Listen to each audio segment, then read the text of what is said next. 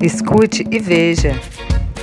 Olá, sejam bem-vindos ao Escute e Veja, o podcast literário que traz a narração de textos, de escritores, audiodescrição de fotografias, principalmente de artistas cearenses, mas também traz obras que são fundamentais para a nossa literatura.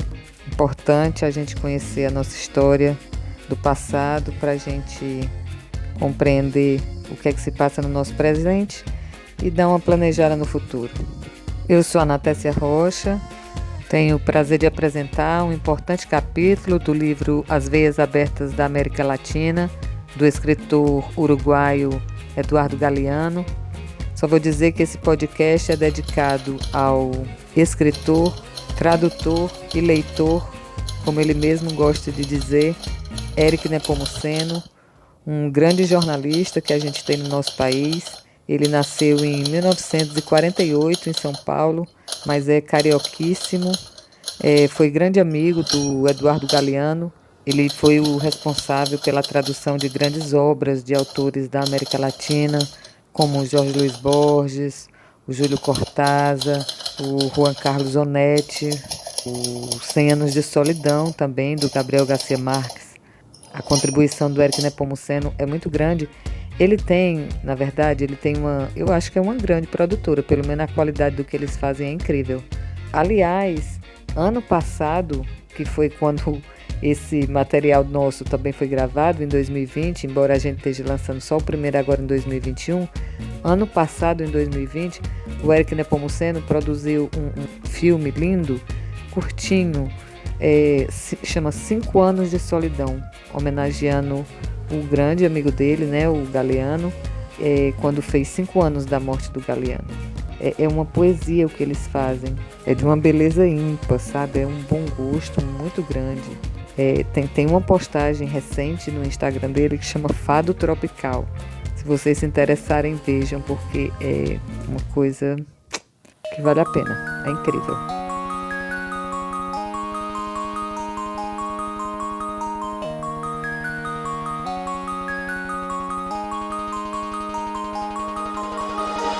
Subtítulo: A Nostalgia Combatente de Tupac Amaru. Quando os espanhóis irromperam na América, o império teocrático dos Incas estava em seu apogeu, estendendo seu poder sobre o que hoje chamamos de Peru, Bolívia e Equador, abarcando parte da Colômbia e do Chile e chegando até o norte argentino e a selva brasileira. A Confederação dos Aztecas tinha conquistado um alto nível de eficácia no Vale do México, em Yucatán e na América Central. A esplêndida civilização dos maias persistia em todos os povos herdeiros organizados para o trabalho e a guerra. Essas sociedades deixaram numerosos testemunhos de sua grandeza, apesar de todo o enorme tempo da devastação.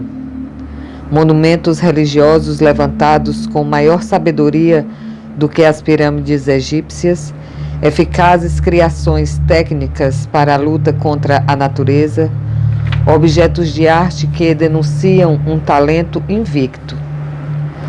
No Museu de Lima, podem ver-se centenas de crânios que foram objeto de punturas e curas com placas de ouro e prata por parte dos cirurgiões incas. Os maias foram grandes astrônomos, tinham medido o tempo e o espaço com precisão assombrosa e descoberto o valor da cifra zero antes de qualquer outro povo na história. Os aquedutos e as ilhas artificiais criadas pelos astecas deslumbraram Fernão Cortés, embora não fossem de ouro. A conquista rompeu as bases daquelas civilizações. Piores consequências do que o sangue e o fogo da guerra teve a implantação de uma economia mineira. As minas exigiam grandes deslocamentos da população e desarticulavam as unidades agrícolas comunitárias. Não só extinguiam incontáveis vidas com o trabalho forçado, como abatiam indiretamente o sistema coletivo de cultivos. Os índios eram conduzidos aos socavões, submetidos à servidão dos encomendeiros e obrigados a entregarem por nada as terras que, obrigatoriamente, deixavam ou descuidavam. Na costa do Pacífico, os espanhóis destruíam ou deixavam extinguir enormes cultivos de milho, mandioca, feijão, amendoim, batata doce. O deserto devorou rapidamente grandes extensões de terra que foram trabalhadas pela rede incaica de irrigação. 4 séculos e meio depois da conquista, só restam pedras e capim-bravo em lugar da maioria dos caminhos que unia o império. Embora as gigantescas obras públicas dos incas fossem, em sua maior parte, arrasadas pelo tempo ou pela mão dos usurpadores, sobram ainda, desenhadas na Cordilheira dos Andes, os intermináveis terraços que permitiam e ainda permitem cultivar as ladeiras das montanhas. Um técnico norte-americano calculava, em 1936, que se neste ano se construíssem com métodos modernos os terraços incas, custariam $30 mil por acre.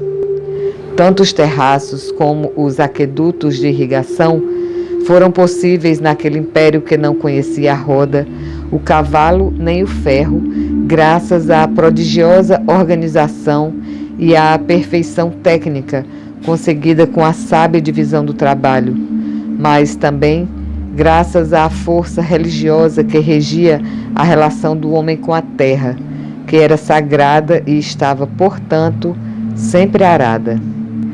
Também foram assombrosas as respostas astecas ao desafio da natureza. Em nossos dias, os turistas conhecem por jardins flutuantes as poucas ilhas sobreviventes no lago ressecado, onde agora se levanta, sobre as ruínas indígenas, a capital do México. Essas ilhas foram criadas pelos astecas para responder ao problema da falta de terras no lugar eleito para a criação de Tenochtitlan. Os índios transportaram grandes massas de barro das margens e apressaram as novas ilhas de limo entre delgadas paredes de bambu, até que as raízes das plantas lhes dessem firmeza. Por entre os novos espaços da terra deslizavam os canais de água. Sobre as ilhas, inusitadamente férteis, cresceu a poderosa capital dos astecas, com suas amplas avenidas, seus palácios de austera beleza e pirâmides escalonadas. Brotada magicamente da lagoa, Tenochtitlan estava condenada a desaparecer ante os embates da conquista estrangeira. 4 séculos demoraria o México para alcançar uma população tão numerosa quanto a que existia naqueles tempos. Os indígenas eram, como diz Darcy Ribeiro, o combustível do sistema produtivo colonial. Aspas. É quase certo, escreve Sérgio Bagu, que às minas espanholas foram lançados centenas de índios escultores, arquitetos, estrangeiros e astrônomos, confundidos entre a multidão escrava para realizar um tosco e esgotado trabalho de extração. Para a economia colonial, a habilidade técnica desses indivíduos não interessava. Eles só eram contados como trabalhadores não qualificados. Fecha aspas. Mas não se perderam todos os sinais daquelas culturas destruídas. A esperança de renascimento da dignidade perdida incendiaria numerosas sublevações indígenas. Em 1781, Tupac Amaru sitiou Cusco. Cacique mestiço, descendente direto dos imperadores incas, Tupac Amaru encabeçou o movimento messiânico e revolucionário de maior envergadura. A grande rebelião estourou na província de Tinta. Montado no seu cavalo branco, ele entrou na praça de Tugazuca e, ao som de tambores e pututus, anunciou que havia condenado à forca o corregedor real Antônio Juan de Arriaga e dispôs a proibição da mita de Potosí. A província de Tinta estava ficando despovoada por causa do serviço obrigatório nos socavões de prata da montanha. Poucos dias depois, Tupac Amaru expediu um novo comunicado pelo qual decretava a liberdade dos escravos. Aboliu todos os impostos e o repartimento de mão de obra indígena em todas as suas formas. Os indígenas se juntavam aos milhares às forças do pai de todos os pobres e de todos os miseráveis e desvalidos, fecha aspas. À frente de seus guerrilheiros, o caudilho lançou-se sobre Cusco, marchava pregando seu credo. Todos os que morressem sob suas ordens nesta guerra ressuscitariam para desfrutar as felicidades e riquezas de que foram despojados pelos invasores. Sucederam-se vitórias e derrotas. No fim, traído e capturado por um de seus chefes, Tupac foi entregue, amarrado com correntes, aos espanhóis. Em seu calabouço, entrou o visitador Areste para exigir-lhe, em troca de promessas, os nomes dos cúmplices da rebelião. Tupac Amaru respondeu-lhe com desprezo, aspas, aqui não há mais cúmplice que tu e eu, tu por opressor e eu por libertador. Merecemos a morte. Fecha aspas. Tupac foi submetido a suplícios. Junto com sua esposa, seus filhos e principais partidários, na praça do Huacaipata, em Cusco, cortaram-lhe a língua. Amarraram seus braços e pernas em 4 cavalos para esquartejá-lo, mas o corpo não se partiu. Decapitaram-no ao pé da forca. Enviaram sua cabeça para Tinta. Um de seus braços foi para Tungazuca e o outro para Carabaia. Mandaram uma perna para Santa Rosa e outra para Livitaca.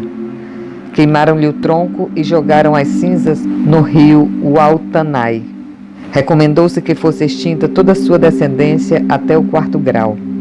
Em 1802, outro cacique descendente dos Incas, Astorpilco, recebeu a visita de Humboldt. Foi em Cajamarca, no local exato onde seu antepassado Atahualpa tinha visto pela primeira vez o conquistador Pizarro. O filho do cacique acompanhou o sábio alemão no passeio às ruínas do povoado e aos escombros do antigo palácio incaico e, quando caminhavam, falava-lhe dos fabulosos tesouros escondidos sob o pó e as cinzas. Abre aspas. Não sentis, às vezes, o desejo de cavar em busca dos tesouros para satisfazer as vossas necessidades? Fecha aspas, perguntou Humboldt. E o jovem respondeu, aspas, tal desejo não acontece comigo. Meu pai diz que seria pecaminoso.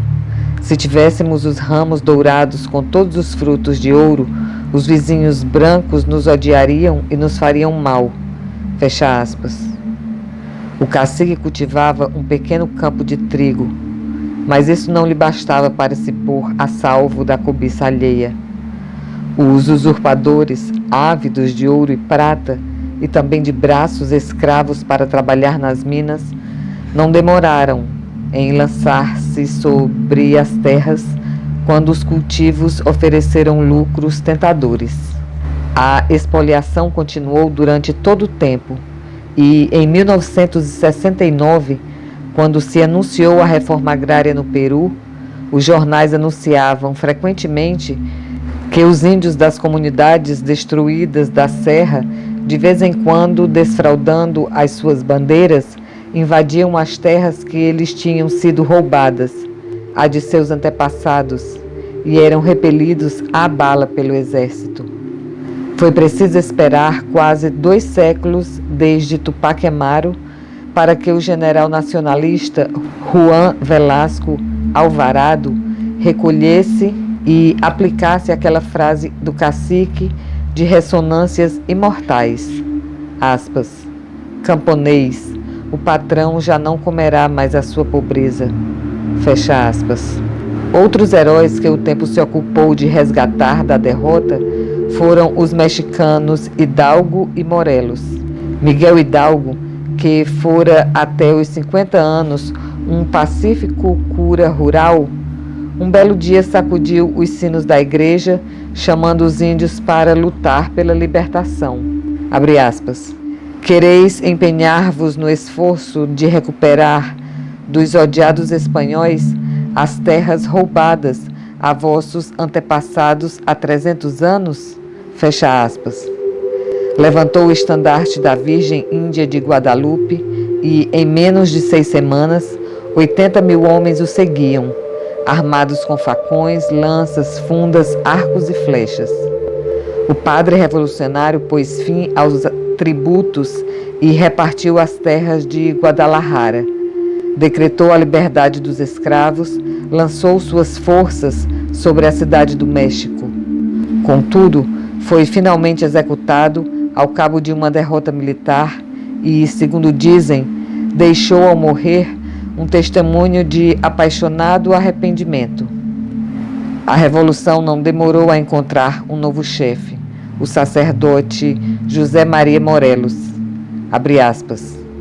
Devem ter-se como inimigos todos os ricos, nobres e altos funcionários. Fecha aspas. Seu movimento, insurgência indígena e revolução social, chegou a dominar uma grande extensão do território do México, até que Morelos foi também derrotado e fuzilado. A independência do México, 6 anos depois, aspas, acabou sendo um negócio perfeitamente hispânico entre europeus e pessoas nascidas na América, uma luta política dentro da mesma classe reinante. Fecha aspas. O encomendado foi convertido em peão e o encomendeiro em fazendeiro. Bem, e aqui termina esse trecho curtinho, apenas 15 minutos, com o Eduardo Galeano.